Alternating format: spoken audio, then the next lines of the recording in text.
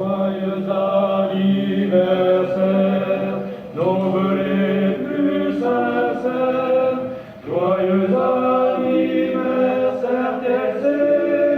Joyeux anniversaire.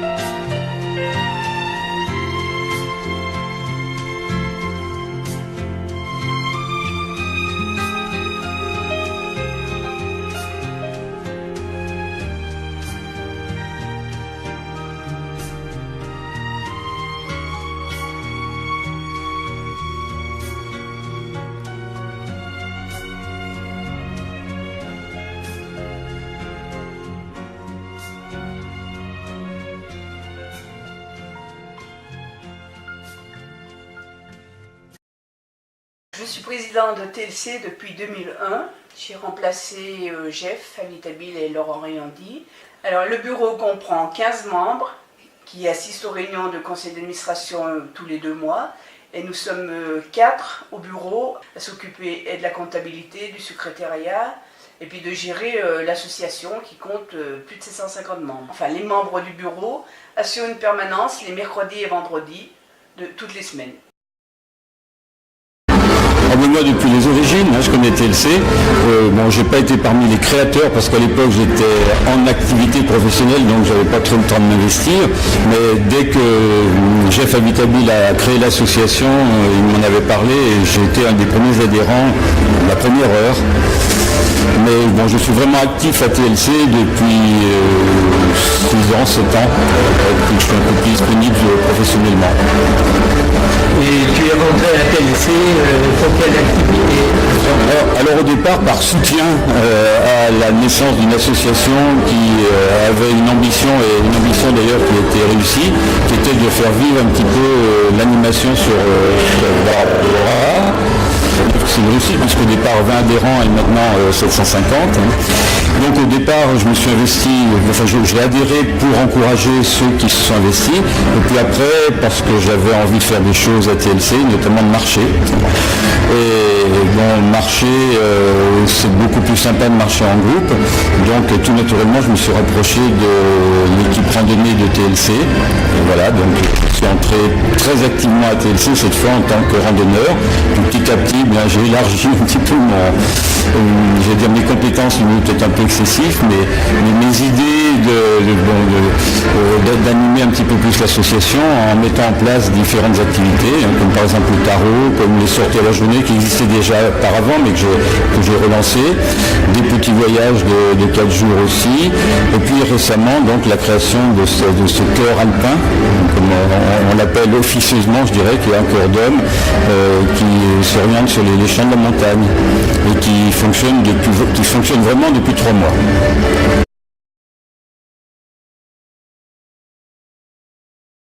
Nous organisons des randonnées l'hiver en raquette, de janvier à fin avril, alternativement le samedi et le dimanche, donc des randonnées qui vont en raquette de 500 à 800 mètres de dénivelé, à partir de fin avril jusqu'à fin octobre, des randonnées hebdomadaires également donc en montagne. Nous organisons également donc des randonnées le mardi après-midi, donc là c'est des petites randonnées plutôt aux environs de Chambéry.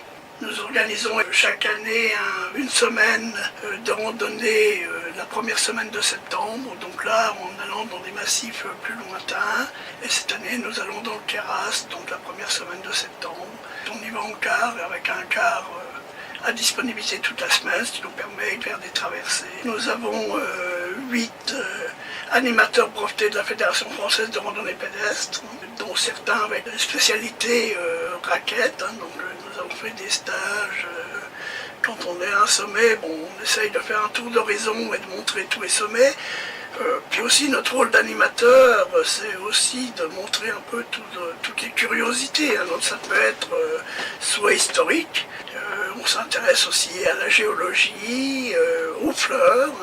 On est là pour montrer à nos adhérents un peu toute la beauté, leur apprendre à reconnaître les fleurs, etc.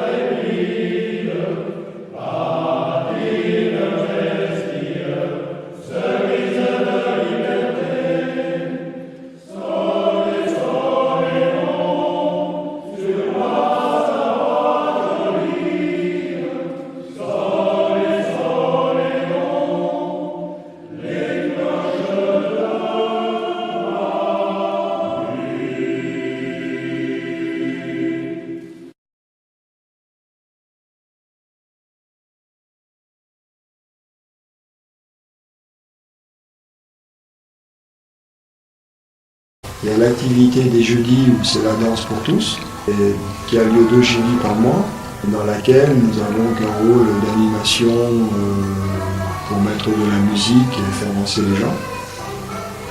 Et il y a l'activité plus structurée que les jeudis, dans laquelle on essaye, dans la bonne humeur et dans la gaieté, comme vous avez pu le voir, on essaye de faire évoluer les élèves pour leur apprendre à danser et à bien danser.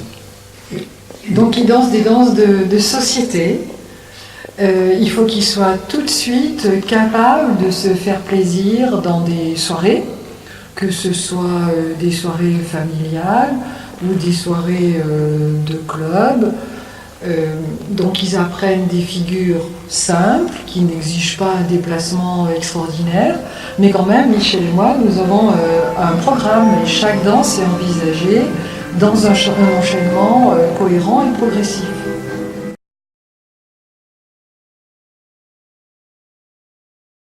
Le club vidéo fonctionne depuis environ 15 ans. Il regroupe 2 fois par semaine une dizaine de passionnés de vidéo. C'est un lieu d'échange des savoirs qui permet à chacun un meilleur usage de toutes les techniques multimédia. Chaque participant possède son matériel personnel et le club met à disposition tout un matériel spécialisé. Un programme est élaboré en commun pour le mois suivant. Il porte sur les connaissances de base de la vidéo et sur les besoins de chaque membre du groupe. Les différents domaines techniques abordés concernent la connaissance du matériel, les différents logiciels et les phases de la réalisation d'un film, y compris la sonorisation. Tout au long de l'année, des travaux personnels et collectifs sont réalisés et examinés en commun. L'analyse des rushs et du montage permet des critiques constructives qui font progresser chacun dans la réalisation d'un projet et la maîtrise des outils.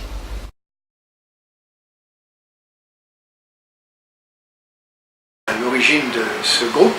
Il y a environ 5 ans peut-être, nous avions proposé à Chantal Pillet d'introduire un peu de musique dans les activités TLC avec de la flûte à bec, et nous avions aussi pu avoir la collaboration de Martine Rigaud, dont nous connaissions les excellentes animations qu'elle faisait à l'école de musique de Barbara.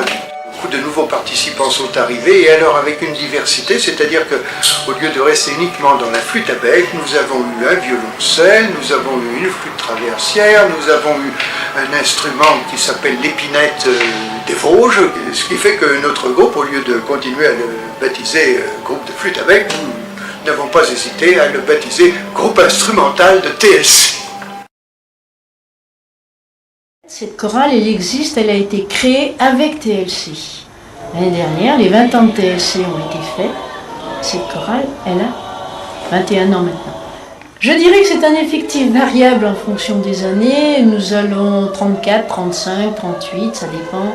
Actuellement, il doit y avoir, je crois, 34 ou 35 inscrits. À 4 voix toujours. Toujours soprani, alti, ténor, basse. Dans les basses, il y a des barytons basses et des basses. Notre répertoire est axé sur le chant sacré, religieux, classique ou renaissance. C'est bien la chorale, L'idée de création de ce chœur alpin de Barbara de TLC, précisément, est venue il y a un petit peu plus de 2 ans.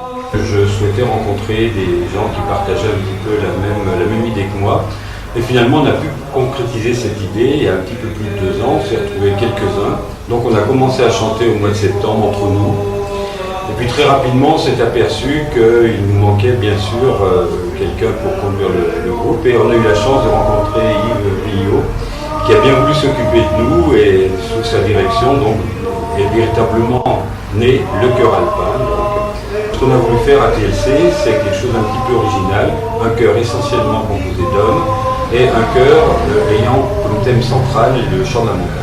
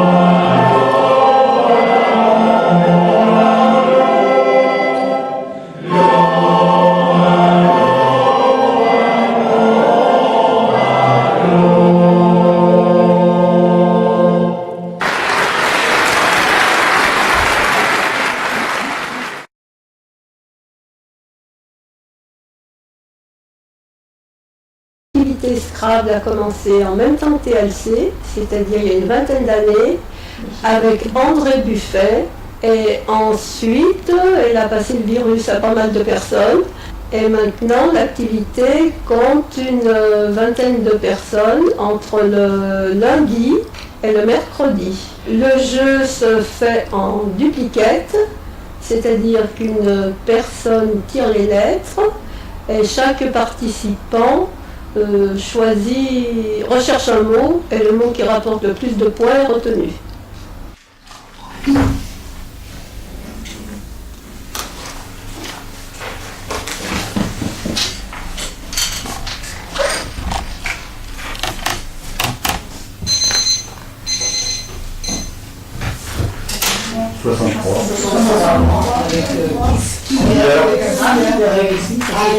Avec un skieur en haut 4. C'est une activité qui fonctionne depuis 3 ans.